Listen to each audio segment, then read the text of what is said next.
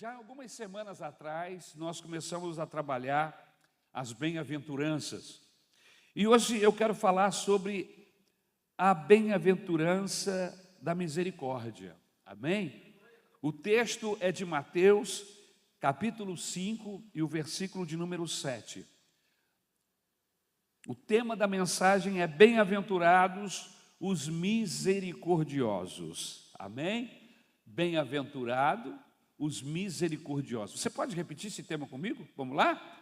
Bem-aventurado os misericordiosos. Amém? Mateus capítulo 5, versículo 7 diz assim: bem-aventurados os misericordiosos, porque eles alcançarão misericórdia. Amém? Bem-aventurados os misericordiosos, porque eles alcançarão misericórdia. Vamos repetir? Bem-aventurados os misericordiosos, porque eles alcançarão misericórdia. Obrigado, meu Senhor, que a tua boa mão esteja sobre nós para nos guardar, para abençoar a nossa mente, para que possamos entender a tua palavra e praticá-la, Senhor. Ajuda-nos, ó Deus, com graça, com unção, na transmissão da mesma, é o que eu rogo em nome de Jesus. Amém. Deixe-me fazer uma pergunta muito legal, uma pergunta bem pessoal para você esta noite como introdução deste tema. Você já teve vontade de esganar alguém?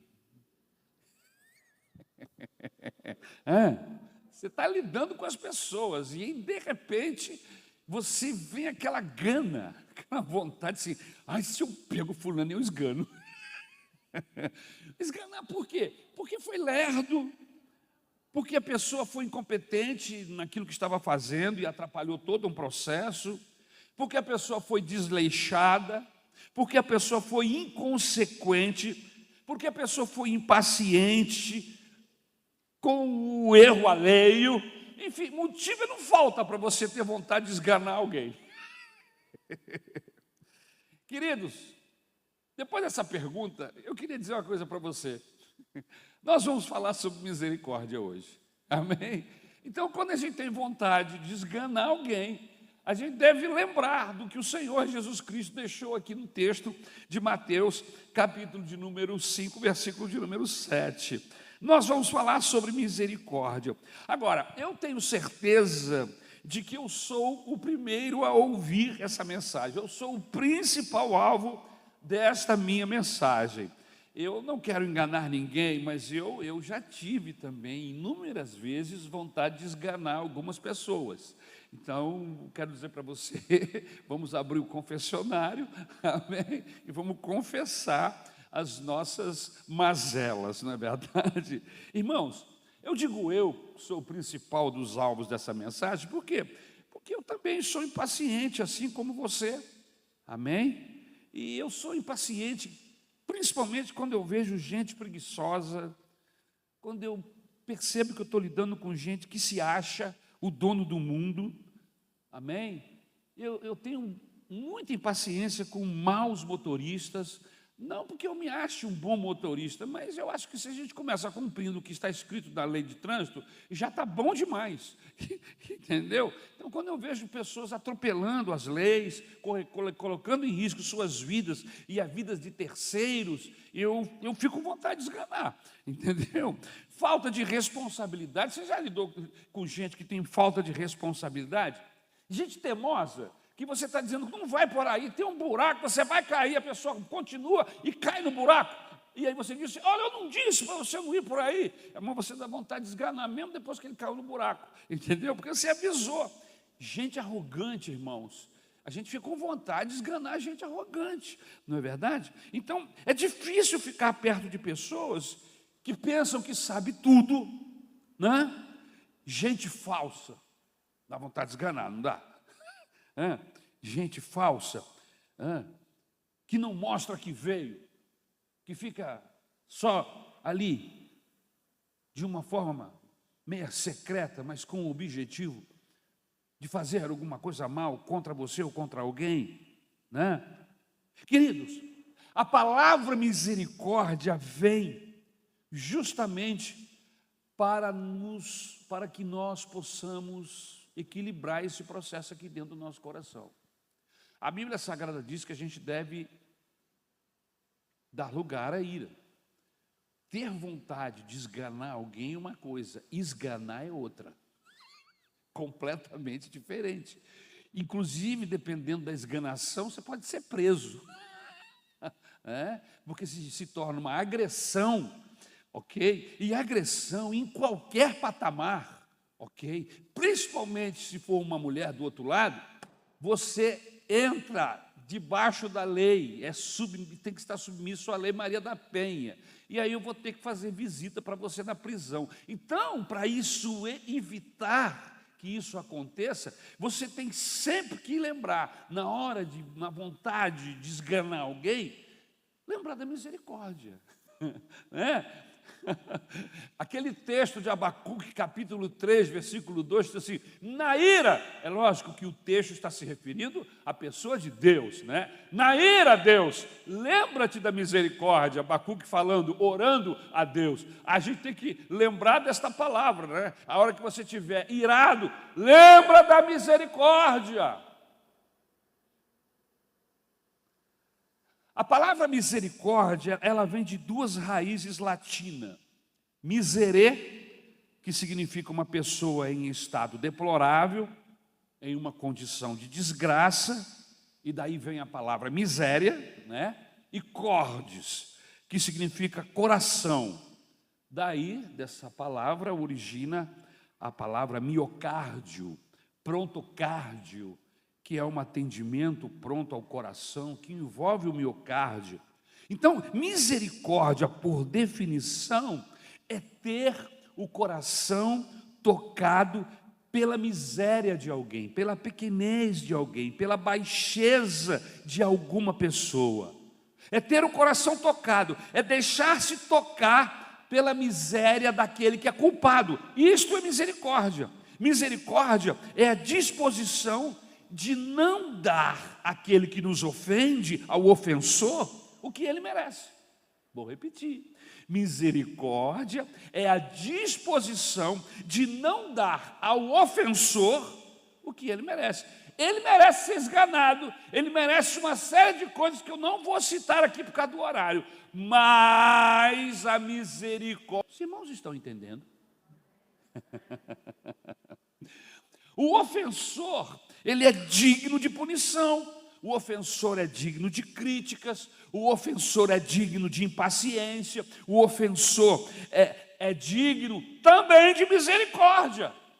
Misericórdia é a minha disposição em não dar o que ele merece. O que é que ele merece, no seu ponto de vista? Dependendo do que ele fez. Ah, pastor, ele merece ser preso, ele merece ser condenado, ele merece ser isso ou aquilo. Mas vem a misericórdia, vem a compaixão. Então, misericórdia tem a ver com o quê? Com leniência. Misericórdia tem a ver com o quê? Com compaixão. No sentido jurídico, e aí agora nós temos duas advogadas novas na igreja, no sentido jurídico, a misericórdia envolve o ato de perdão. Misericórdia é a diminuição de uma pena. Misericórdia é a clemência de um juiz, de um tribunal ou uma corte sobre o culpado, sobre o ofensor. Entre os atributos de Deus que a gente lê na Bíblia, a misericórdia é a virtude que sobeja, que a Bíblia Sagrada nos descreve a respeito de Deus. É muito bom nós sabermos que temos um Deus misericordioso. Amém? Deus, meus queridos irmãos, Ele é descrito na Bíblia como sendo misericordioso. No Salmo de número 78 e o versículo 38, se você quiser abrir a Bíblia, você vai encontrar escrito o seguinte: Ele, porém, que é misericordioso, perdoa a iniquidade e não destrói.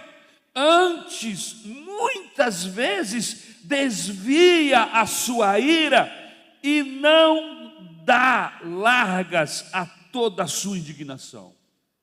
Olha que coisa, você está entendendo o que o salmista está falando?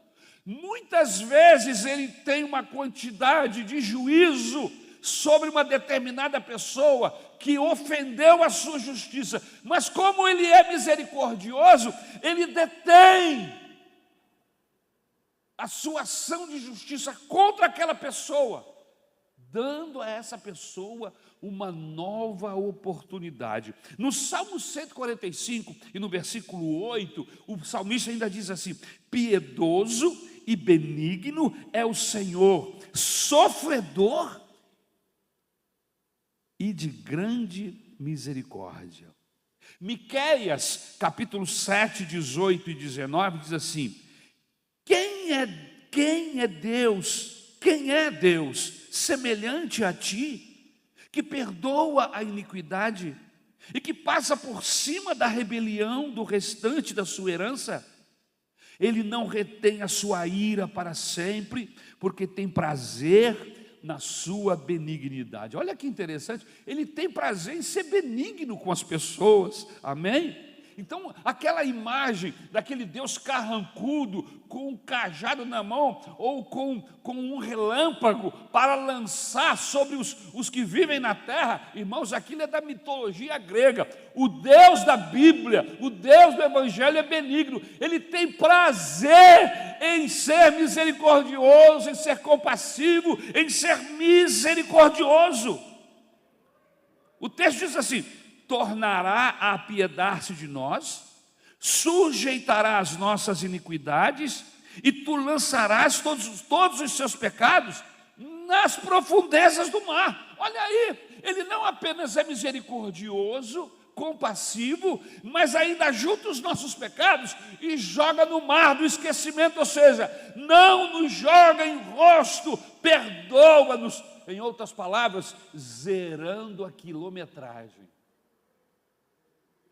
Segundo Coríntios capítulo 1, versículo 3 e 4, o apóstolo Paulo fala sobre esse Deus misericordioso. E ele diz assim: bendito seja o Deus e Pai de nosso Senhor Jesus Cristo, o Pai de misericórdias e Deus de toda consolação. É Ele que nos conforta em toda a nossa tribulação, para podermos consolar os que estiverem em qualquer angústia, com a consolação com que nós mesmos somos contemplados por Deus. E o Salmo de número 103, versículo de 8 a 13, dá aula sobre essa questão de misericórdia. Olha o que o salmista fala: o Senhor é misericordioso e compassivo, longânimo e assaz benigno, não repreende perpetuamente, nem conserva para sempre a sua ira, não nos trata segundo os nossos pecados, nem nos retribui consoante as nossas iniquidades. Pois quanto o céu se alteia acima da terra, assim é grande a sua misericórdia para com os que o temem.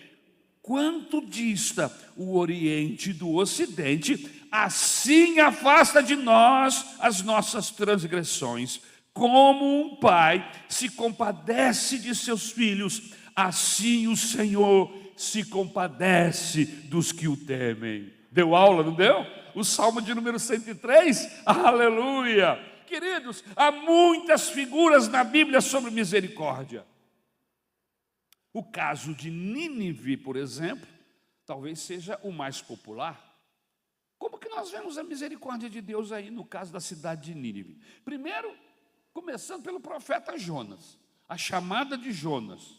Em vez dele obedecer a Deus, Deus o chama, lhe dá uma missão. Em vez dele ir para a direção ou para a obediência e tomar a embarcação ou a condução para a direção da cidade de Nínive, ele vai para outra direção, para a direção contrária. E entra num barco para ir para Tarsis. Isso aí já você vê a misericórdia de Deus aí, que ele podia ser fulminado, né? Profeta desobediente, rebelde. Mas aí há uma tempestade promovida por Deus, e Jonas sabe que ele é o responsável, e ele pede aos homens que o lance nas águas, porque, segundo suas palavras, a tempestade iria se acalmar. Jonas é jogado ao mar, e Deus já tem um peixe preparado, um grande peixe, que vai engoli-lo. E lá dentro do peixe ele se arrepende. Veja os passos de compaixão, os passos da misericórdia de Deus, querendo trazê-lo, querendo fazer com que ele cumpra os seus desígnios, não castigando, não simplesmente jogando ele no lixo, mas reaproveitando, dando a ele oportunidade. E aí, ele dentro do peixe, ele cai em si e se arrepende. E lá do ventre do peixe ele ora ao Senhor. E Deus ouve a sua oração. E ele então finalmente caminha até, o peixe o leva até uma praia, e desta praia ele caminha em direção à cidade de Nínive. E aí ele escolhe a sua pior mensagem. Olha, ele já passou por tudo isso, irmãos. Em vez de ele escolher a melhor mensagem, não, ele escolhe a pior mensagem. E nem apelo ele faz. Segundo alguns historiadores, a cidade de Nínive, para passá-la de um lado para outro, trabalhando como ele deveria gastar pelo menos 3 a 4 dias. Ele faz tudo isso em um dia só, irmãos. Ele não está nem aí para o que vai acontecer. Ele entrou de um lado da cidade e saiu do outro. Para ele fazer o que ele tinha em mente, ou obedecer à orientação de Deus, ele gastaria pelo menos 3 dias. Mas ele faz isso em um período de um dia. E não faz apelo, irmãos. Fala sobre uma condenação. E o melhor, não é o pior. O melhor é que mesmo o pregador sendo mau, a mensagem era boa. Mesmo o pregador com ira, porque ele está pregando misericórdia para um povo que é ruim, um povo que é idólatra, um povo que é sanguinário, e ele tinha ódio dos assírios, levando em consideração que Nínive é a capital. Amém? Então, ele tem pressa para acabar logo e sair dali. E a Bíblia diz que ele sai da cidade, vai para um monte e fica de lá deitado, olhando para a cidade, na expectativa de que a cidade fosse destruída. Ou seja, ele não pregou uma mensagem de arrependimento para ninguém se arrepender. Ele pregou uma mensagem, ele como é que eu digo, Jesus? Ele se livrou de uma responsabilidade, se desfez de um peso. Enquanto para alguns profetas, ser boca de Deus para alguém era privilégio, para Jonas não. Foi algo que ele simplesmente fez porque não viu alternativa e simplesmente ele obedeceu, mas no seu coração ele estava na expectativa que ninguém ouvisse aquela mensagem e que a cidade fosse totalmente destruída. Mais uma vez a misericórdia de Deus. A Bíblia diz que há uma conversão de todos os ninivitas. Irmão, todos os ninivitas. A expectativa de destruição da cidade não ocorreu. Deus não destrói a cidade por causa da sua misericórdia.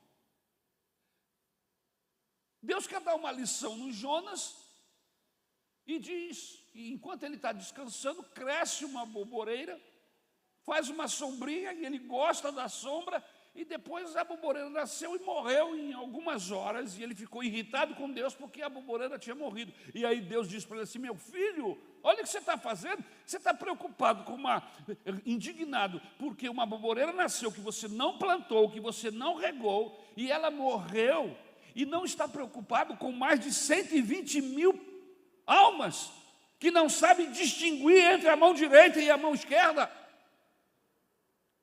E aí você vê a compaixão de Deus, você vê o coração endurecido de Jonas, você vê a misericórdia de Deus. Irmãos, a misericórdia de todas as características de Deus é a característica mais bonita, mais linda, mais maravilhosas, porque se não fosse as misericórdias do Senhor, nenhum de nós teríamos condição de nos acercarmos a Ele, teríamos condição de sermos salvos. Por causa das suas misericórdias, diz o profeta, é que nós não somos consumidos, porque Ele é misericordioso. Nós estamos ouvindo essa mensagem hoje. Eu não estaria aqui pregando esta noite, todos nós teríamos sido consumidos, porque diz o profeta, são as ternas misericórdias de Deus a causa de não sermos consumidos. Jesus fez uma declaração muito importante aqui. Qual, pastor? Que há felicidade, que há bem-aventurança sobre a vida daquelas pessoas que usam de misericórdia. Alguém pode ajudar essa criança? Amém? Muito obrigado. Jesus faz essa declaração muito importante. Qual, pastor? A felicidade, a bem-aventurança sobre a vida daqueles que usam de misericórdia. E não apenas há uma importância aqui nessa declaração, mas a Bíblia, o Senhor Jesus está dizendo que uma pessoa que usa de misericórdia vai receber como prêmio também as misericórdias de Deus. Bem-aventurado os misericordiosos, porque alcançarão misericórdia. Aleluia! Você usa misericórdia, usa de misericórdia, e o que acontece? Deus vai usar com você também de misericórdia. Aonde você quer chegar, pastor? Preste atenção. Jesus ligou, Jesus atrelou, tornou dependente nós sermos alvos da misericórdia de Deus, o fato de nós exercitarmos usando de misericórdia para com alguém. Em outras palavras, se eu uso de misericórdia com outras pessoas, eu também obterei misericórdia da parte de Deus através de outras pessoas e através do próprio Deus. Queridos, na oração do Pai Nosso, é importante que tenhamos atenção quando nós oramos. Porque existe na oração do Pai Nosso uma cláusula que, se nós não observarmos, em vez de nos abençoar, seremos amaldiçoados, seremos condenados. Vamos pensar agora na oração do Pai Nosso. Vamos lá. Pai nosso que estás nos céus, santificado seja o teu nome. Venha a nós o teu reino, seja feita a tua vontade, assim na terra como no céu. O pão nosso de cada dia nos dai hoje. E aí vem a cláusula. Perdoas as nossas dívidas, assim como perdoamos os nossos devedores. Essa cláusula é pétrea. Não pode ser removida. O que eu estou dizendo para Deus? A gente precisa prestar atenção quando canta e quando ora. O que eu estou dizendo para Deus? Ore, preste atenção na sua oração. Veja como você coloca as palavras. Preste atenção nos louvores que você está cantando. Porque você está cantando que vai entregar, que vai fazer, que vai acontecer. E o culto acaba e acabou. Era tudo conversa. Papo furado. Então a gente tem que prestar atenção. O que eu estou dizendo para Deus? Perdoa as minhas dívidas no mesmo tanto que eu perdoo os meus devedores. É isso que eu estou falando para Deus. A pergunta que não quer calar é a seguinte: isso está acontecendo na mesma medida? A Bíblia diz, na medida que você medir, você será medido.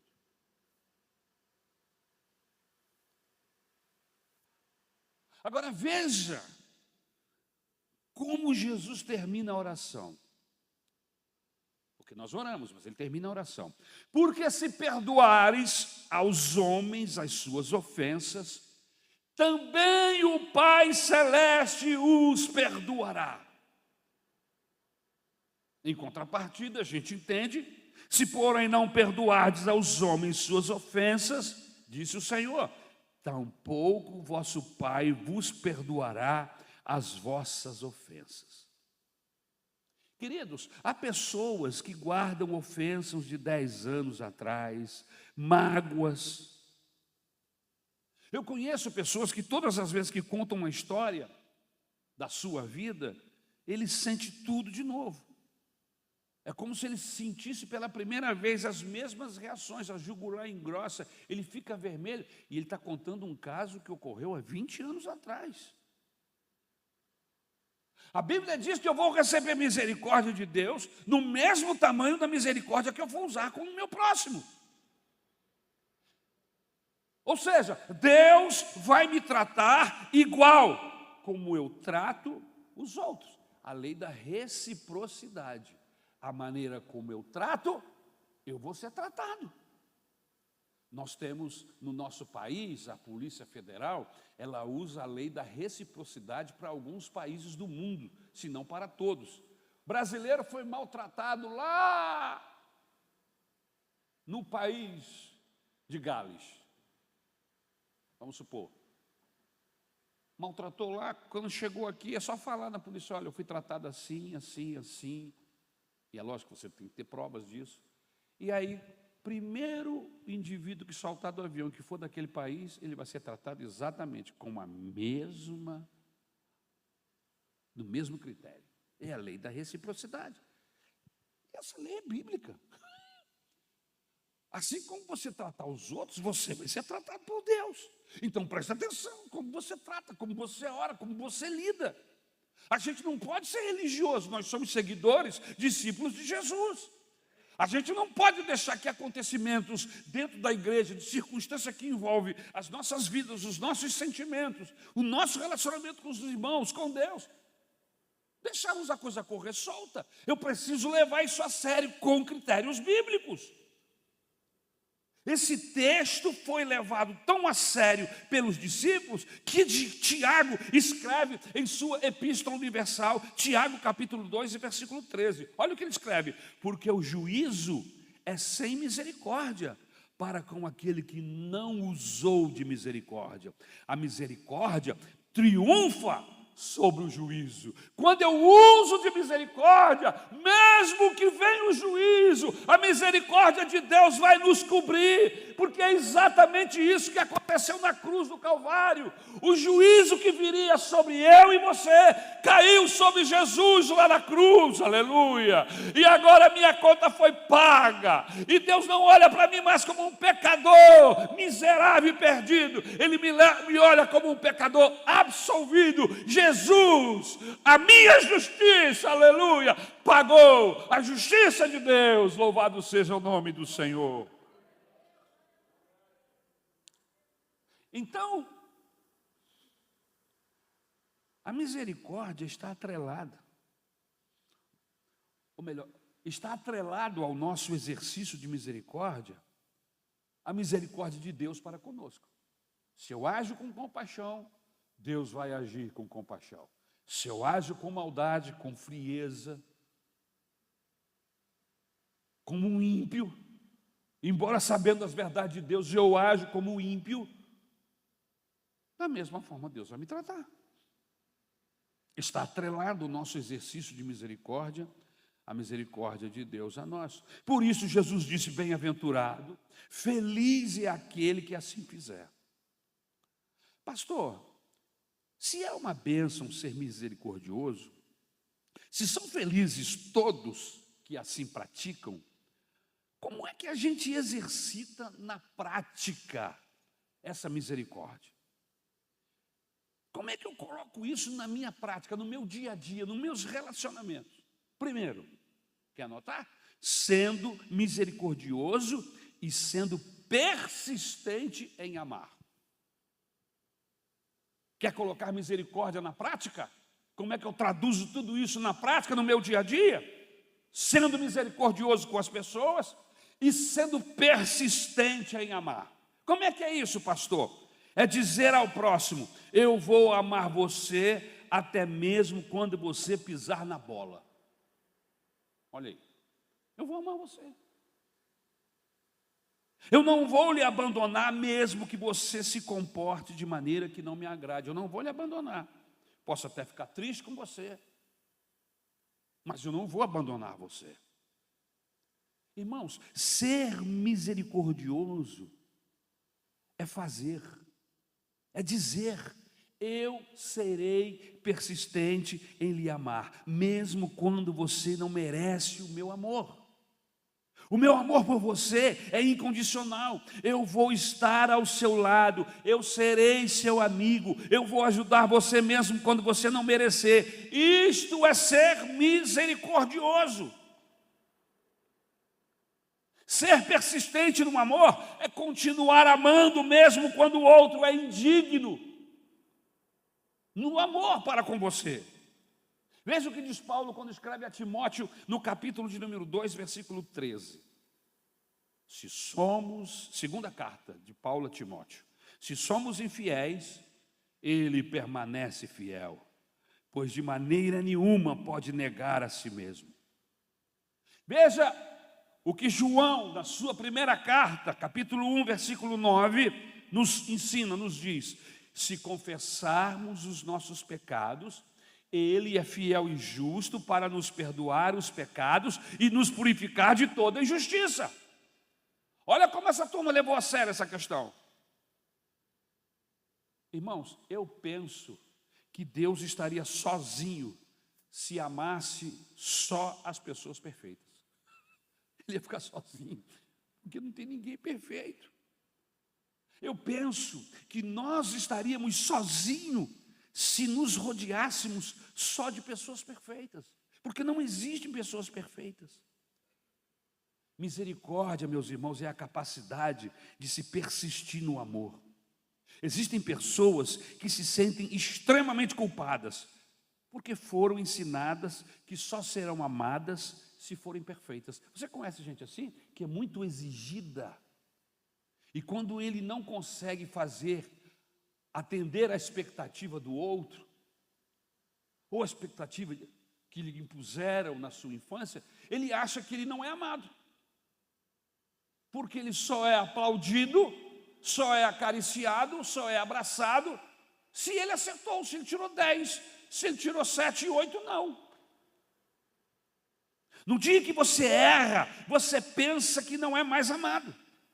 Cuidado, pai, quando na correção dos filhos, você deixa transparecer a ele que você só o ama quando ele acerta. Cuidado, pai. É preciso que os filhos saibam que mesmo errados, nós pais continuaremos a amá-los. É importante que eles saibam disso.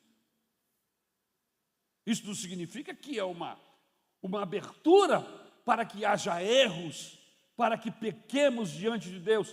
O próprio apóstolo Paulo nos questiona: cuidado, você agora, só porque você sabe que Ele é misericordioso e gracioso, você vai pecar de propósito, você vai ser desleixado? Não, absolutamente.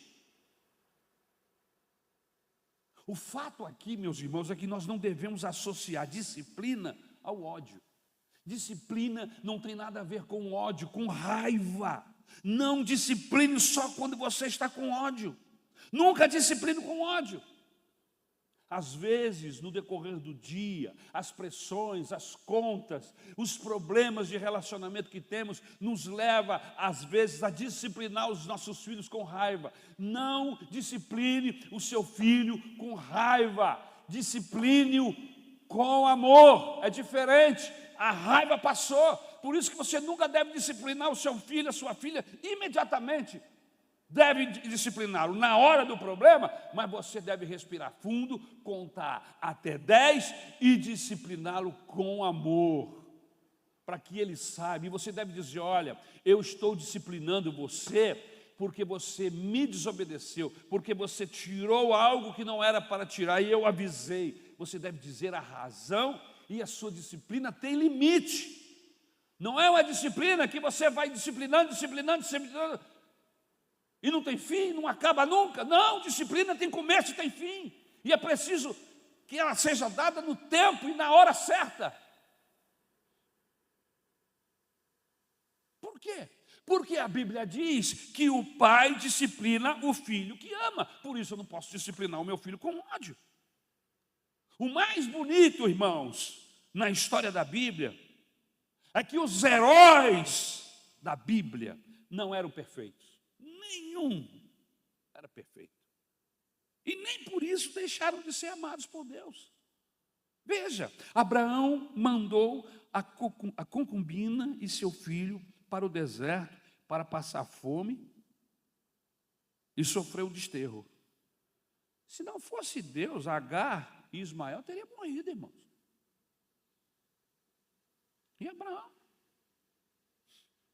agiu com a cabeça dele, deu uma quantidade de água, um pedaço de pão, e largou a mulher com a criança no deserto.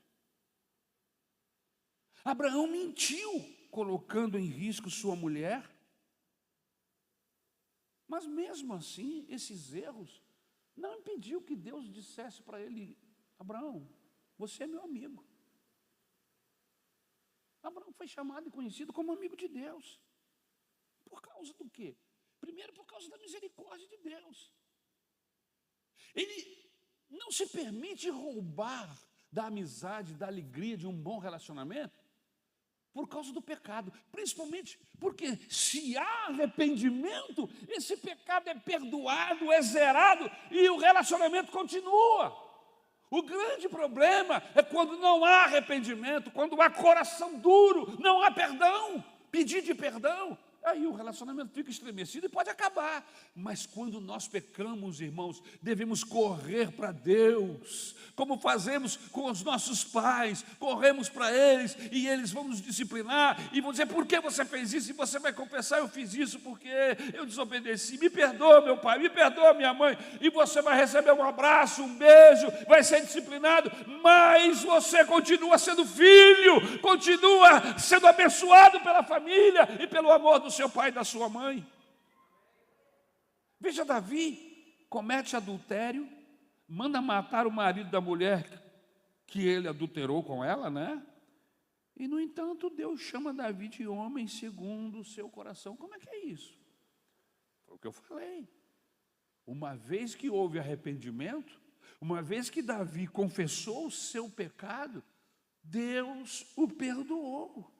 Embora não o livrou das consequências, dos desdobramentos daquela falha, mas o perdoou, não o matou, não o destruiu, embora pudesse fazê-lo. Embora Deus não seja condescendente com o pecado dessa gente, embora Deus não esteja fazendo vista grossa ao que eles fizeram, o amor de Deus continua sendo incondicional. Deus amou Abraão, Deus amou Moisés, Deus amou Davi, não pelo que eles fizeram, mas os amou segundo as riquezas da sua misericórdia. E é isso que é bonito na nossa caminhada com Deus, é que sermos alvo dessas compaixões e dessas misericórdias. É preciso entender que mesmo quando somos imperfeitos, mesmo quando somos falhos, o amor de Deus não deixa de ser grande e bonito para conosco. Deus nos quer bem. Deus nos ama mesmo quando não satisfazemos suas expectativas. O amor de Deus é persistente. Por isso, não meça os outros. Não ame as pessoas pelas suas expectativas. Em nenhum momento na Bíblia, Deus quer que sejamos como Moisés. Não. Ele quer que você seja você mesmo. Ele não quer que você seja Davi, nem quer que você seja Abraão, ou qualquer um personagem bíblico.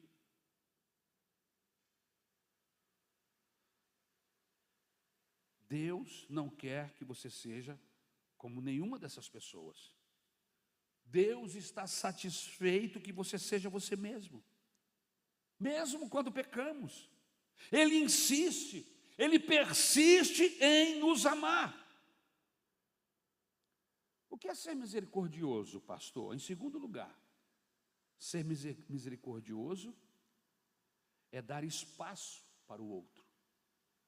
Como é que é isso, dar espaço para o outro, pastor? Se o que ele quiser ser, eu respeitar isso. Eu estou dando espaço. Dar espaço significa respeitar a pessoa em suas escolhas, ser o que ele quiser. Ser o que ele quiser ser, ou precisa ser, ou deve ser, e eu respeito. A verdade é que nós não damos espaço para os outros, mas queremos que as pessoas preencham as nossas expectativas. Deixa eu lhe fazer uma pergunta: quantos de nós estaríamos aqui hoje se Deus, a primeira vez que nós pisamos na bola, nos julgasse com severidade? Você pisou na bola, não pisou? Em algum momento da sua vida, lá no seu primeiro momento com Deus, quando você pisou na bola, você ficou decepcionado com você mesmo. Como foi que Deus agiu com você? Ele foi severo ou ele foi misericordioso?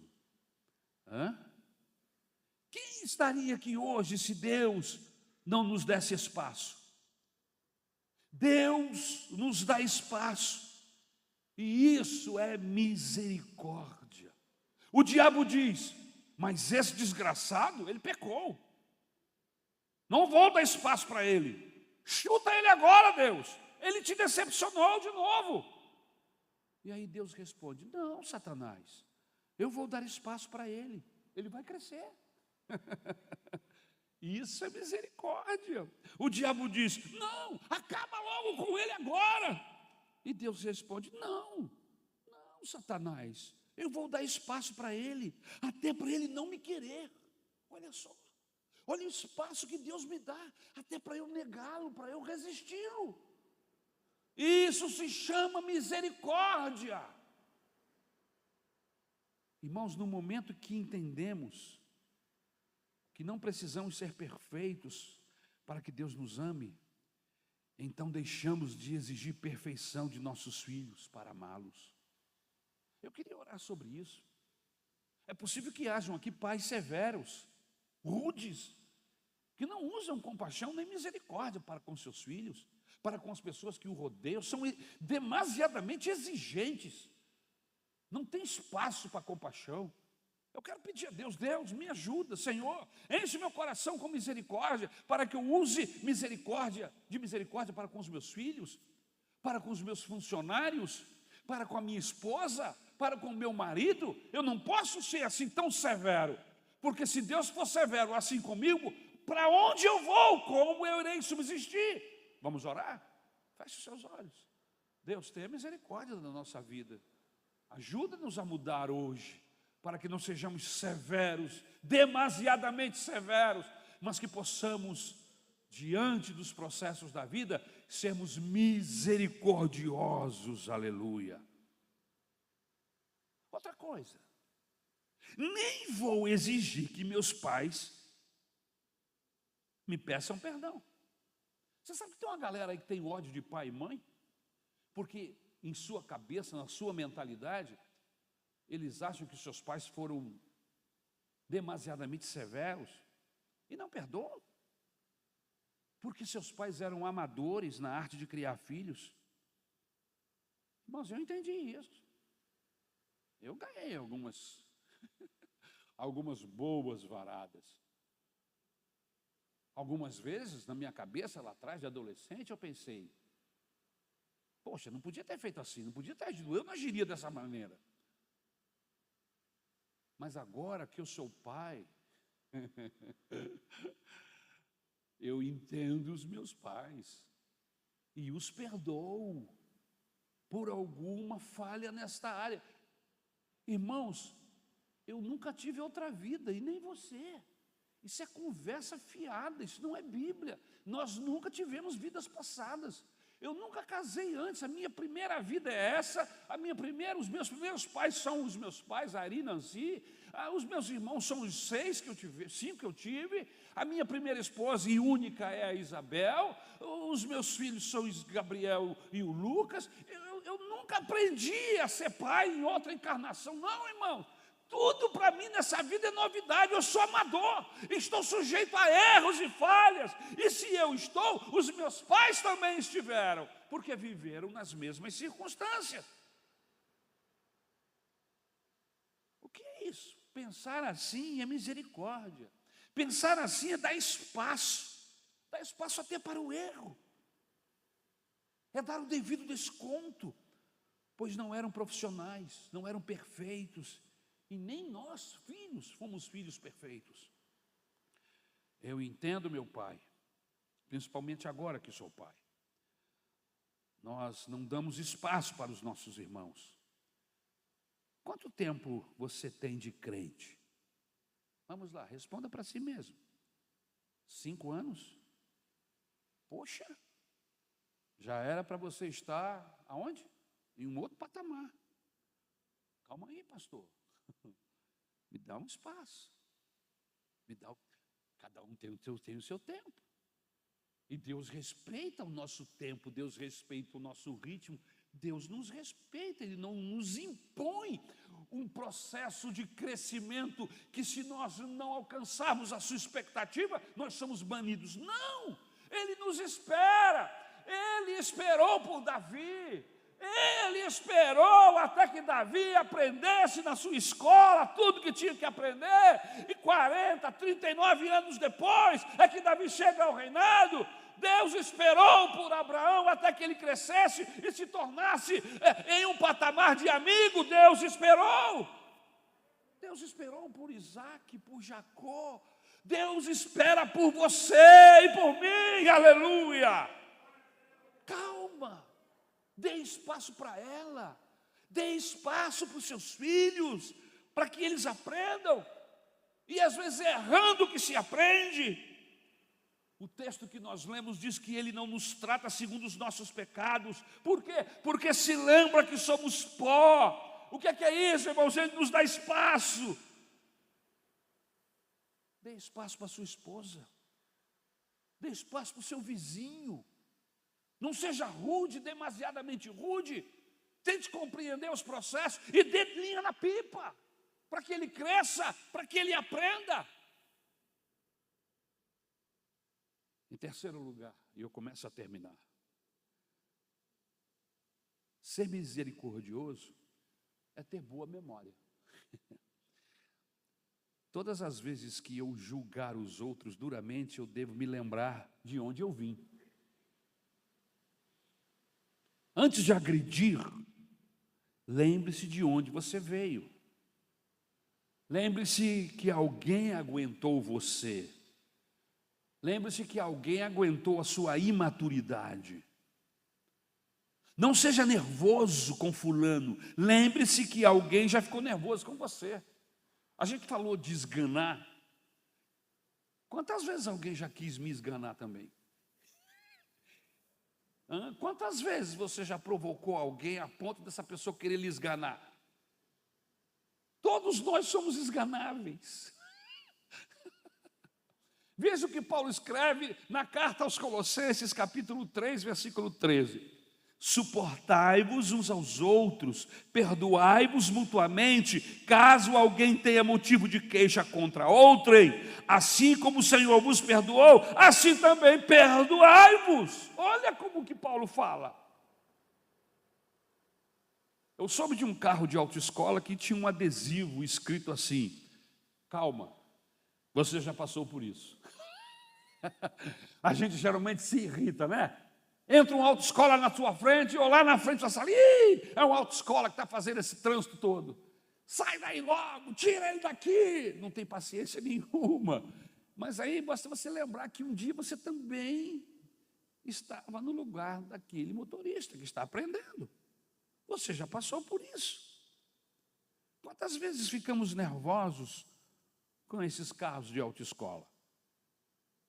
Veja o que Paulo escreve aos Efésios, Carta de Paulo aos Efésios, capítulo 4, versículo 32. Antes, sede uns para com os outros benignos, compassivos, perdoando-vos uns aos outros, como também Deus em Cristo vos perdoou. Isso aqui é Bíblia, irmão, não é o jornal de hoje, de manhã, não. Isso é palavra de Deus. Sabe como nós deveríamos orar? Olha só.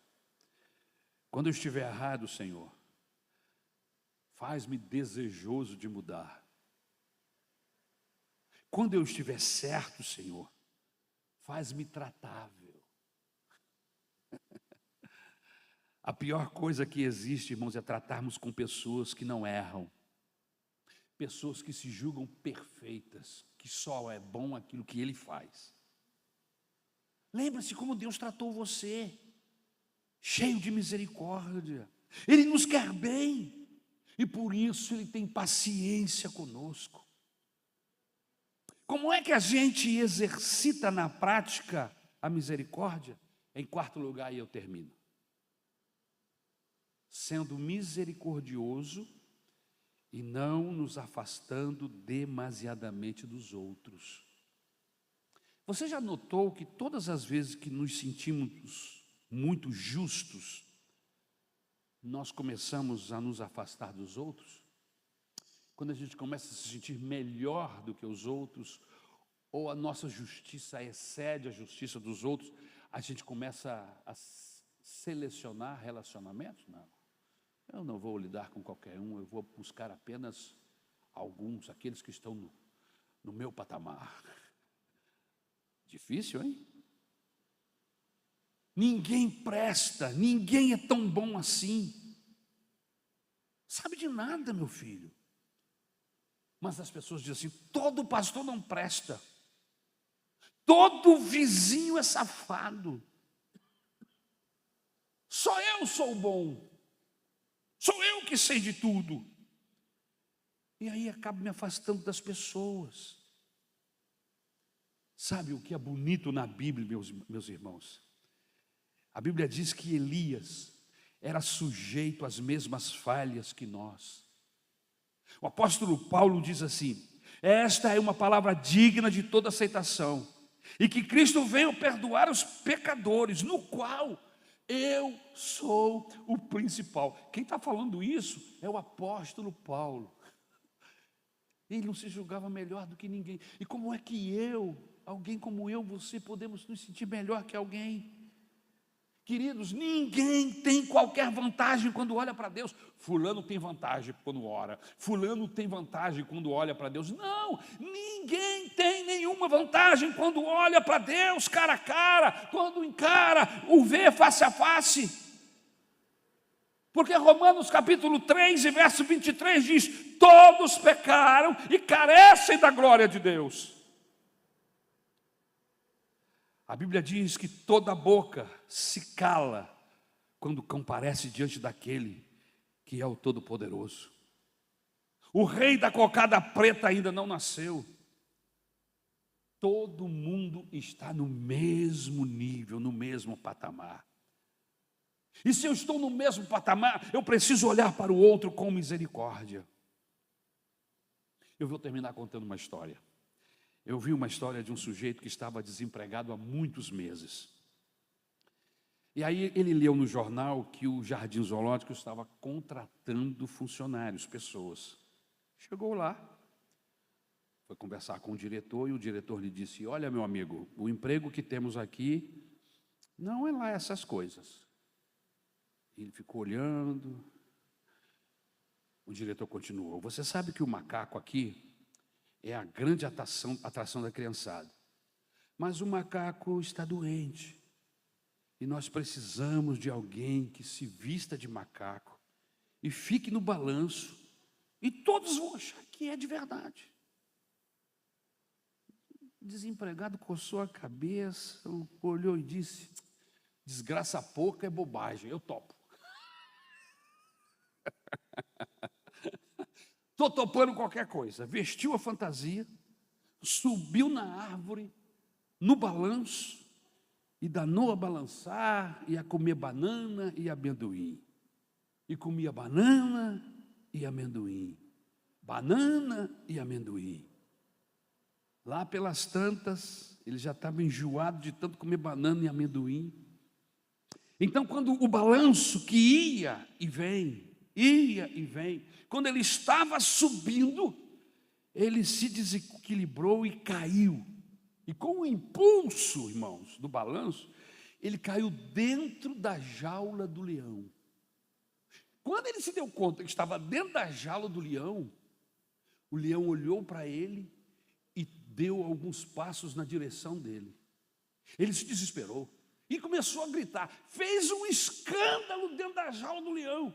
Aí o leão chegou perto dele e disse, cala a boca, miserável, senão nós vamos perder esse emprego.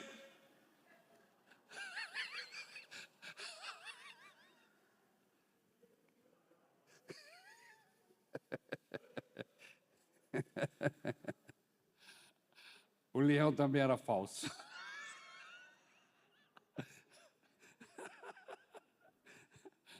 Em outras palavras, onde que você quer chegar, pastor? Qual é a moral da história?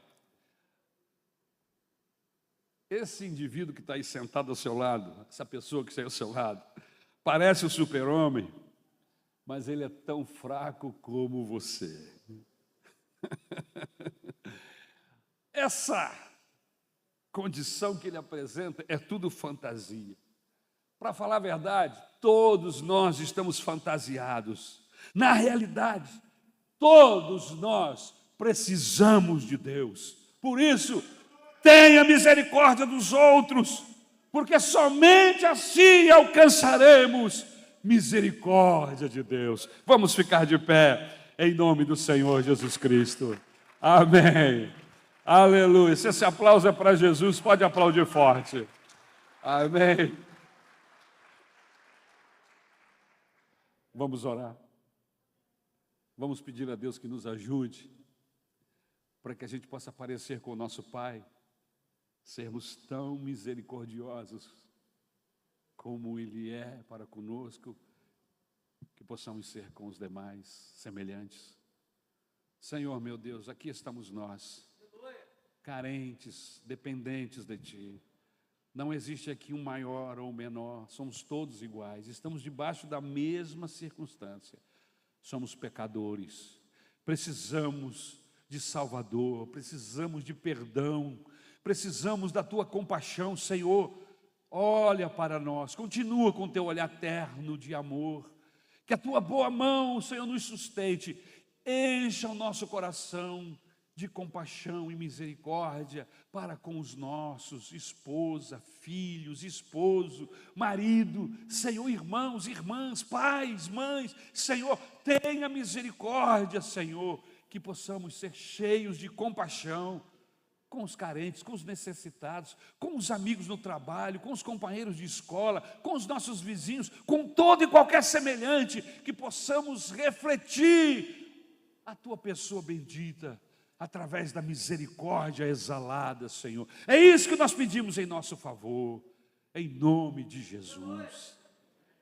Há alguém aqui esta noite, que depois de ouvir essa palavra, entendeu que precisa de misericórdia, de salvação, de perdão de Deus, e foi tocado, e gostaria de ser abençoado pelo Senhor.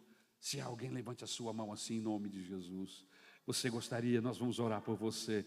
Vem até aqui à frente, por favor, meu querido. Em nome de Jesus. Há mais alguém, outra pessoa, que precisa de perdão de Deus, precisa de salvação e gostaria de entregar a sua vida para o Senhor Jesus agora? Levante a sua mão, nós vamos orar. Eu vou pedir ao diácono Antônio Carlos que chegue aqui próximo, estenda a sua mão na direção. Como é o seu nome, querido? Arnaldo. Feche os seus olhos. Repita comigo: Senhor Jesus, eu ouvi a Tua palavra e temi no meu coração. Senhor, eu cheguei à conclusão que eu sou carente de perdão, de misericórdia, porque eu sou pecador, preciso de um Salvador.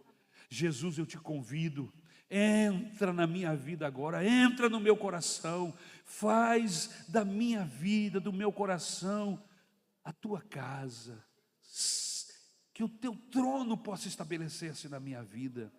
Senhor, me ajuda para que eu possa continuar essa jornada de discípulo, de me tornar um seguidor teu, Senhor, de forma que eu alcance vitória em todas as áreas da minha vida. Eu rogo esta bênção, a bênção do perdão, da salvação. Vem, Jesus, vem, Espírito Santo, vem, Deus, vem morar no meu coração. Eu te peço agora e para sempre.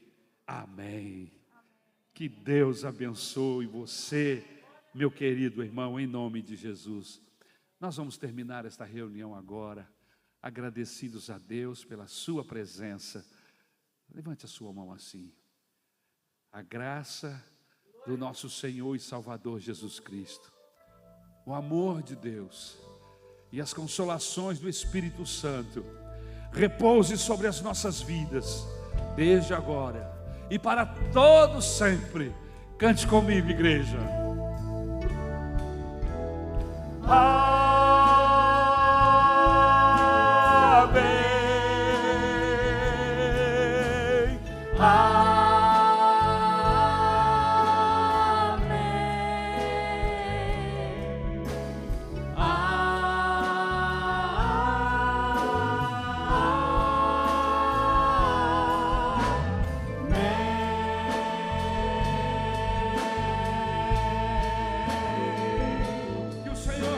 Te abençoe e te dê a paz. Obrigado pela sua presença.